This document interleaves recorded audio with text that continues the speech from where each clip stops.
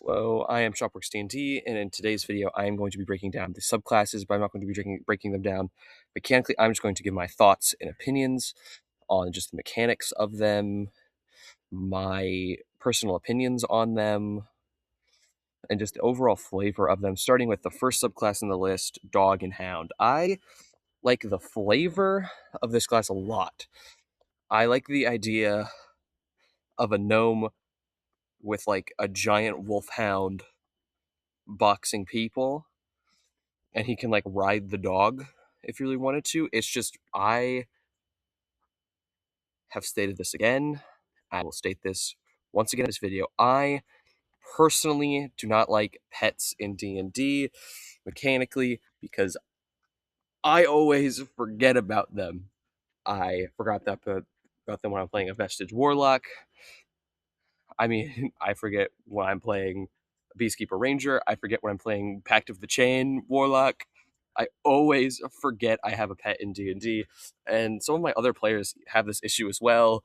This mechanic for everybody, it's not for every table. Personally, I forget they exist. I personally probably play this a lot. People that like it, this would probably touch for you. Personally, not. Hand of Dread is the spellcasting one. You get two cantrips with the war. This one seems like a more of like you made a pact with something like a warlock, but they gave you just a little bit of power, and they didn't give you the full spell casting capacity, but they gave you just enough to feel something. Because you get stuff for the warlock spell list, so you get Eldritch Blast, the best cantrip in all of D&D, to my knowledge, ever. And you also get a spell as well as Fogmar Limbs. This is all about red power and eldritch abilities, and I think it's a really cool subclass. It's not my favorite, but I do think it is definitely in my top 3 out of the 5, 6 that are in here. It's definitely number 3 in my personal picks. I think it is definitely S or Xing. I mean, at later levels, you do get an Elder Invocation, like Escamate, Otherworldly Walk of Shadows. And I mean, it's just, I personally think the Pugilist doesn't really fit that spellcaster kind of vibe, even with this. I mean, Eldritch Knight, you kind of fits flavor wise. Personally, I'd rather play a Battle Master over that. And that's like, I would play this, but I would not play this in a full length campaign. I'd rather play some of the other subclasses in here simply because I think they're more interesting mechanically and wise. The next one, Piss and Vigor. Piss and Vigor kind of reminds me of one of the old heroes you hear about, like Hercules or Beowulf, where you're just grabbing monsters, insulting them, beating them down. And I mean, you get some dirty tricks, like Heel Stomper, and you get to punch them in the balls, throw sand in their eyes. Very much a very, like, dirty Street Fighter. Like, this is the Street Fighter class. Like, this is Joe Schmo off the street, and you put him up against, like, a dragon, and you see what he does. I think because you get with a pretty much a victory, and at higher levels you get insult a whole group of people. So I just like how this is just like a cocky Street Fighter that'll do anything to win, from sand in the eyes to insulting his opponent. So I do think this is definitely my second favorite subclass out of this entire book, and probably one of my favorite subclasses ever. It's definitely number 10 in my top 10. I think this is a really at the same time, I would say three is why it's above Dog and Hound in my personal list, but it's below the Dread Hand. Simply, I mean, I still think it's a crazy. I still think it's kind of funny if you're playing like this homeless guy that has a bunch of faith, and he's just like beating people with his hands, but with the power of God.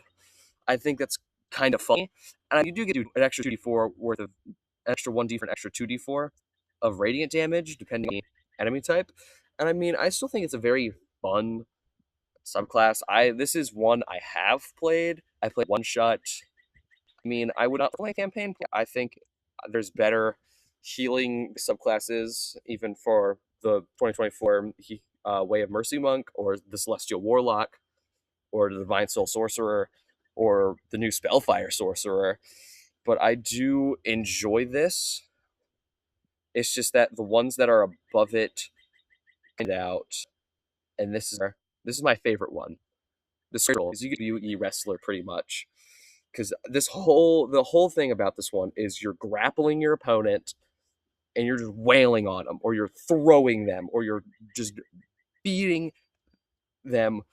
Use a shield. Like, it's just, I love the absolute just mechanical flavor of this subclass so much. This is definitely my top 5 favorite subclasses of all time, because this just gives me the ability and the excuse to play like Stone Cold Steve Austin or Macho Man Randy Savage. I just think it's a really funny idea, but it's also just mechanically really strong, solid subclass pick. I mean, you might struggle with fighting larger enemies, but I mean, at high, you can grapple a dragon. You can headlock a dragon. And if you're thinking to yourself, that's dumb, I agree with you. It is dumb, but also, it's cool. It's cool to say if like you're playing D&D with a new group, or you're playing with some old friends you haven't played D&D with in a while, and they're asking you like, "Hey, what was like your last character you played?" It was like, "Oh yeah, my old character, he was able to headlock a dragon." They're just gonna look at you like you're crazy. I think that's insane that you're able to headlock a dragon and grapple them. And also, just think about it, like you're grappling like a goblin, and then like your next turn you can like start walking forward and spinning them as you're like spinning with them and throw them at a different goblin. Like that's insane. I think this is really cool. And because you're throwing that goblin, he counts as an improvised weapon. So you're doing at least level 11, you're doing like a D12 worth of damage to that goblin. You're actually doing 2d12 to that goblin because you're grubbing, because you're striking, because you're choking hitch. I don't was going to talk about mechanics too. Because when you are grappling an opponent, you deal your fisticuff to them, level 3. And when you throw them and they hit something, they're going to take an extra d12, and then that goblin's going to take d12 as well. So you're pretty much killing 2 goblins with 1 goblin, and you get a bonus action attack. And at this level, you get another attack. So you're just punching, and you keep going. And I mean, at level 17, you can just choke people out, and they go unconscious, or they die. And science. And I think this tagline it just speaks for itself. Float like a butterfly, sting like a bee. I think that's Muhammad Ali said that, and I feel like this definitely. How can I do as much damage in one turn as I possibly can? Because I mean, the first you get critical hits on 1920s. You can take a reaction, expend 1 point to reduce the damage dealt to you. So you also get like the deflect from the monk. It's just you play a butter. It's not my. It's like in between the Dread and the Street Saint, simply because I think it's kind of boring compared to the Eldritch Overlord and the other ones. But I do really enjoy this, and I'm grateful for you guys watching this video right now. And if you could